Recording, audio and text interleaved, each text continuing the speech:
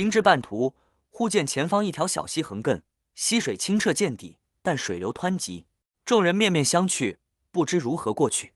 彪虎见状，眉头一皱，这溪水太急，若是渡过，怕是要耗费不少力气。萧云晴提议道：“或许可以在上游找个窄些的地方涉水过去。”众人沿住溪流上游走去，果然发现一处较窄的地方，但仍需小心翼翼才能过去。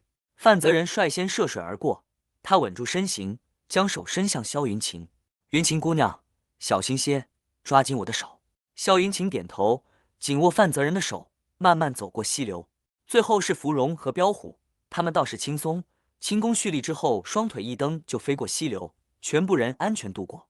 众人上山探寻多日，所经之处尽是幽谷奇峰，灵泉飞瀑。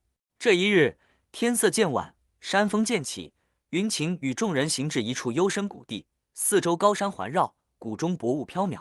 此谷名为神秘花谷，虽名声远播，但鲜有人质，故而传说甚多。出入谷中，云晴四下打量，见此谷虽静谧，但草木蓊郁，似无异常。他回首向众人道：“此地虽静，却无大益，不若在此处歇息一夜，明日再做打算。”众人闻言，皆觉疲惫，遂点头应允，寻得一处平坦之地，扎营而居。天色渐暗，山谷中愈显幽静，只听得风声鹤唳，草间虫鸣。萤火燃起，众人围火而坐。云晴坐于火旁，心中却隐隐有些预感，总觉此地有异，难以言说。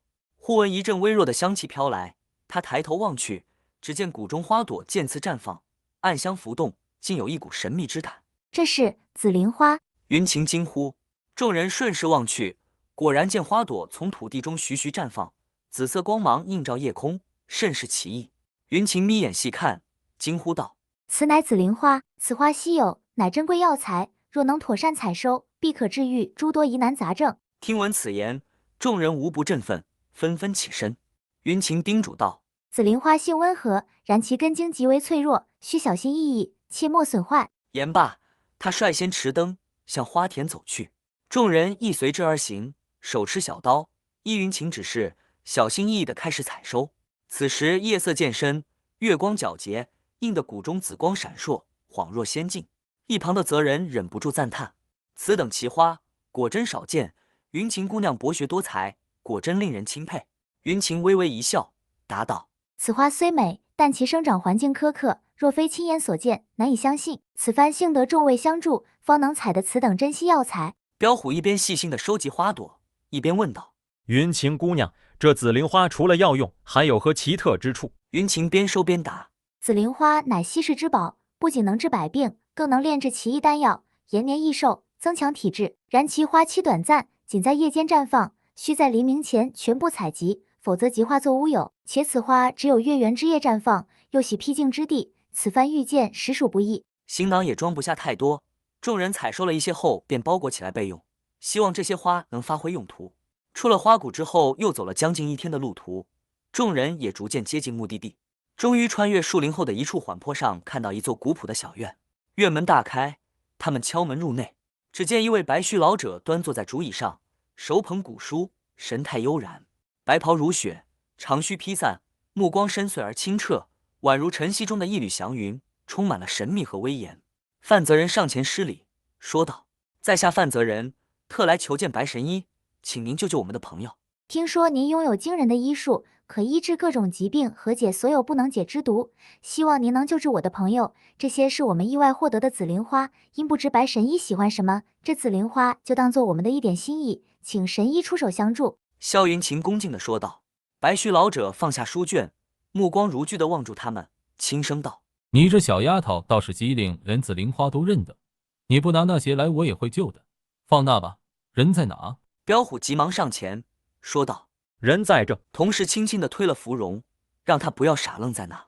神医点了点头，将芙蓉请到内室，他亲自为他诊脉。片刻后，他脸色凝重地说：“此女体内有蛊毒，此毒极其凶险，非一般医术所能治愈。”神医深邃眼神中充满了智慧。这毒也不难解，要解除这种蛊毒，我需要一种特殊的草药。这种草药只有在不远处的悬崖才能找到。众人听罢，心中一沉。他们知道这是一个艰巨的任务，但他们也知道，只有找到这种特殊的草药，才能救芙蓉的命。彪虎急忙问道：“是何种草药？”幻牙幽草。神医捋了捋胡须，云情询问：“幻牙幽草是那个长在悬岩峭壁上、颜色通红的珍贵草药吗？”没错，便是那个幻牙幽草。除了它，我还要一大桶晒过正午太阳的晨间露水。而小丫头，你就留下帮我磨草药吧。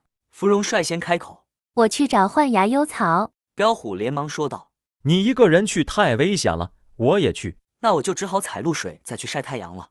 泽人接下了采集露水的工作。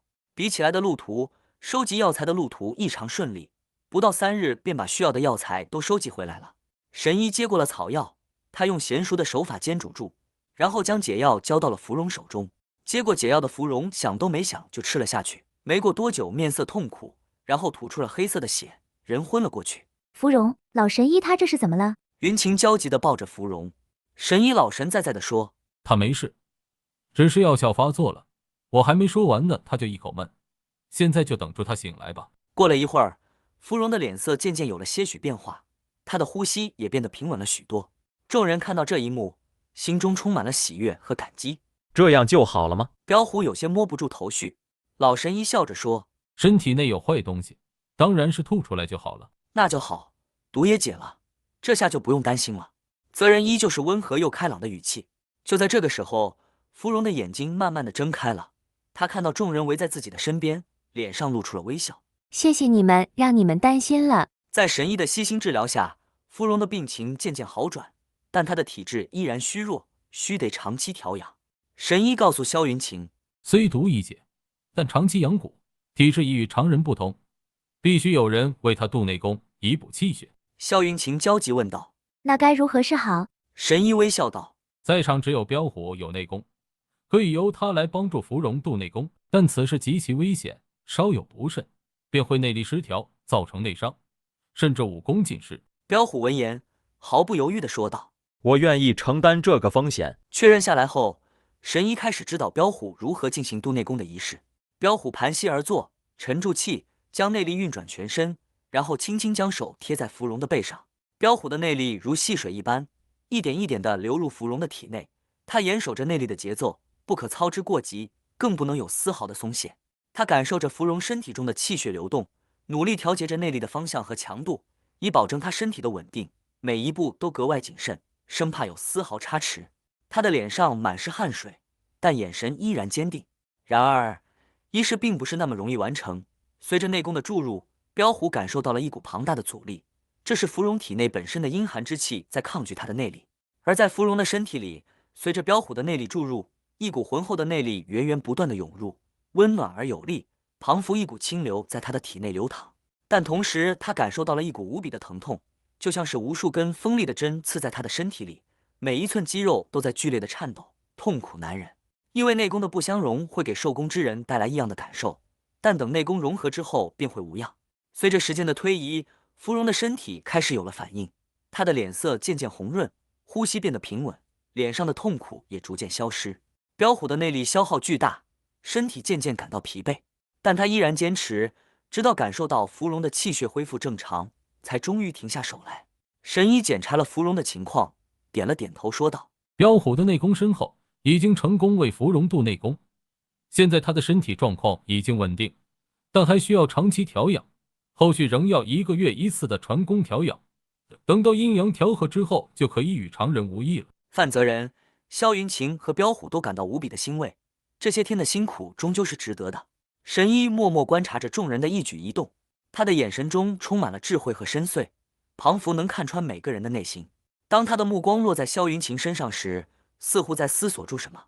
神医看住萧云晴，说道：“小丫头，我看得出你对于医术有着兴趣和天赋，我愿意收你为我的弟子，传授你医术的精髓。”萧云晴一时不知所措，他没想到自己会得到神医的青睐，心中充满了感激和惊喜。他立刻跪倒在地，向神医行了一个大礼，表示自己愿意拜他为师。弟子萧云晴拜见师父。众人见状也是感到惊讶和欣喜，他们知道萧云晴是个善良和勤奋的姑娘，如果能够跟随神医学习医术，必定能够成为一位出色的医者。神医颔首微笑，他知道这是个正确的决定。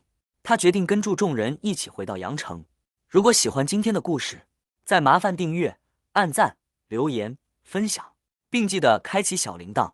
这里是图说故事录，我们下次见。